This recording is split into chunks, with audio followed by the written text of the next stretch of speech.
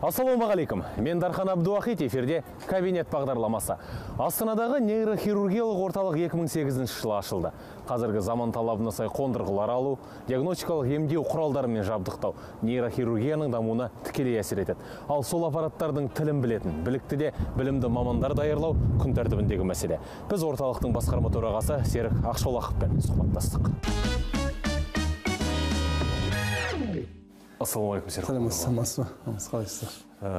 Біз осы шетелдегідей деген теңеуді айтуға әуеспіз ғой. Ұлттық нейрохирургия орталығының ашылғанына біраз уақыт болды. Қазіргі деңгейі қандай?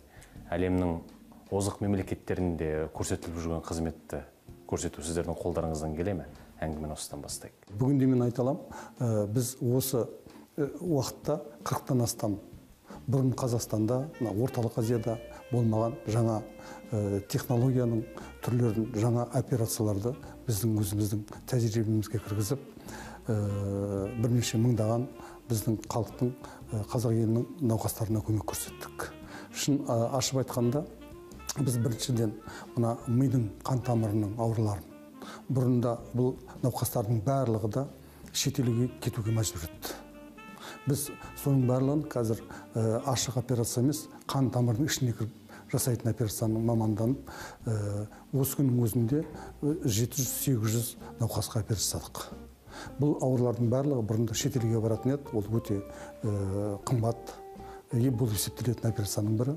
Сосын екіншіден біз мына мидың астындағы ісіктерді қазір түрлі тәсілдермен, мұрынменен, ауыздың ішінен кіріп, мидың черепті ашпай, соны тәсілдерін үйрендік. Біз де оны қазір толығынан жасап жатырмыз. Сосын мына омыртқаға жасайтын операциялардың неше түрлі тәсілдерін, реконструктивтік операциялар деп айтады. Омыртқаның орнын басқа омыртқа қою, оның шеміршегін алмастыру, сосын балалар нейрохирургиясының операцияларын бәрін сол 40-тан астам жаңа технологияларды біз дәстүрге кіргіздік, өзіміздің. Бұлардың бірі инновациялық тәсілдерге жатады ғой? Бұлардың барлығы инновациялық тәсілдерге жатады. Соңғы жылдары біз мына эпилепсия деген ауру бар, өзіңіз білесіз.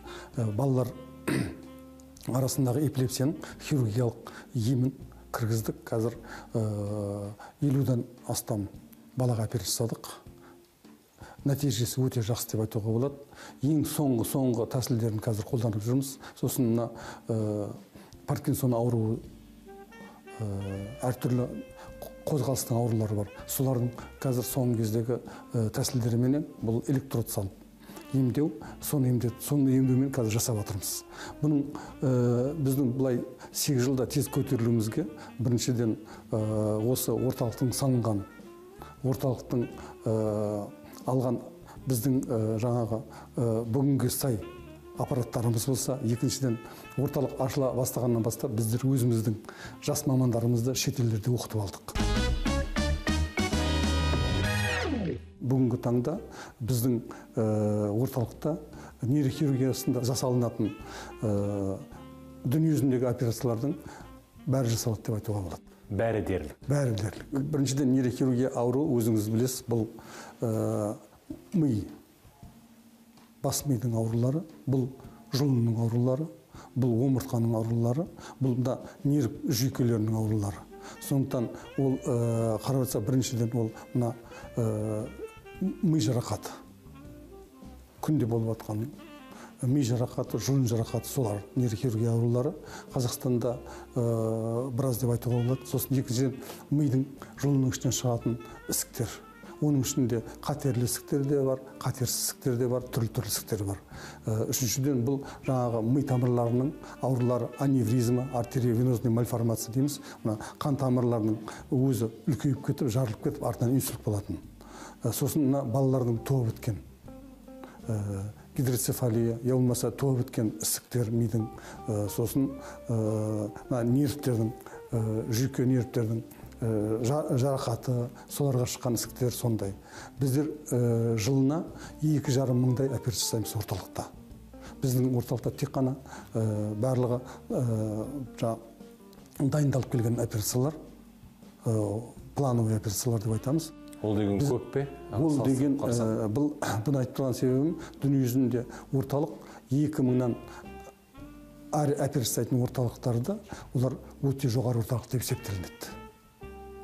Біз сол қатарға кірдік. Бұрын біз барушек, енді бізге келетін болды. Жалпы қай мемлекеттерден келеді емделуге Қазақстан? Шынын айтқанда, біздің енді мен былай айтарым, біздің алдымызға қойған бірінші мәселе қойған өзіміздің тапсырмамыз, ол өзіміздің қазақ елінің азаматтарына бүгінгі таңда ең жоғары дәрежелі жаңа технологиялық көмек көрсету. Бірақ жаңағыдай ортаға шыққаннан кейін, шетелден дәрігерлер көп келгеннен кейін, біздің елге олармен қарым-қатынас болғаннан кейін, қазіргі соңғы кезде бізді көргеннен кейін шетелдерден де келіп жатқан кісілер бар. Бұл біз тәжік еліменен үлкен меморандум жасадық. Оларда нейрохирургия саласы әлі мықты, жақсы қарқындап дамымаған. Олардың жас нейрохирургтар бізде оқып, солардың ауруларын біз қазір емдейміз. Айына бір 5-6 кісі келіп тұрады деп айтуға болады. Сосын бұда көрші мемлекеттер, Қырғыз, біздің Ресей халқынан да келіп жатыр осы жерге. Мен ойлаймын, қазір біз біріншіден біздің Қазақстанның біздің азаматтар, шетелге кетіп жатқан азаматтар бар емделуге. Енді оны өтірік емес, ол бар. Жұрттар шетелде емдегісі келеді. Мен ойлаймын, біріншіден біз соны тоқтатуымыз керек. Біз өзіміз көрсетуіміз керек. Шетелде емес, біз осы жерде оларға тегін.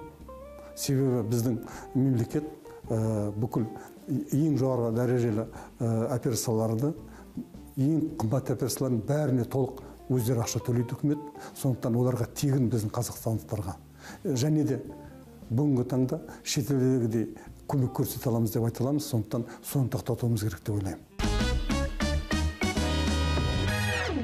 Интернетті басып қалсаң, газет журналдарда ашық қалсаң, мысалы, өзге мемлекеттердің клиникаларының жарнамалары жүреді көбіне көп. Сіздер де өз қызметтеріңізді жарнамалайтын шығарсыздар. Бұл өте керекті сондай сұрақ. Себебі қазіргі кезде жарнаманың күшін білесіз өзіңіз. Біздерде қазір сайтымыз бар, аштық. Бірақ жалпы жарнама біздің Қазақстанның шетел жарнамаларынан гөрі төмендеу екені көрінеді кей кезде. Оны біз өзімізден де сеземіз. Сондықтан осы 10-шы Азия конгрессін өткізерде біздер Турция нейрохирургтармен байланысып, солардың жарнамасымен солармен қатыстық. Себебі біздің жарнамаларын әлі көп жарық көрмейтін білдік. Сондықтан біз ойлаймыз, үлкен қазір жұмыс жүргізу осы салада. Бірақ бірінші ойлаймын, жарнаманың ең үлкені бұл жұмыстың нәтижесі деп. Жұмысыңыз жақсы болса, ол үлкен жарнаманың бірі.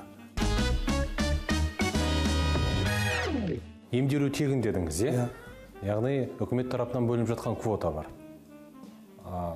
Ал квота жеткілікті ма негізі? Біздің орталық 160 кроватты орталық. Соның тек қана 25 жаңа кроватты ол өзі ақысын төлейтіндерге, өзінің шетелден келген кісілерге, қалғанның барлығы бүкіл біздің азаматтар үшін Қазақстанның тегін.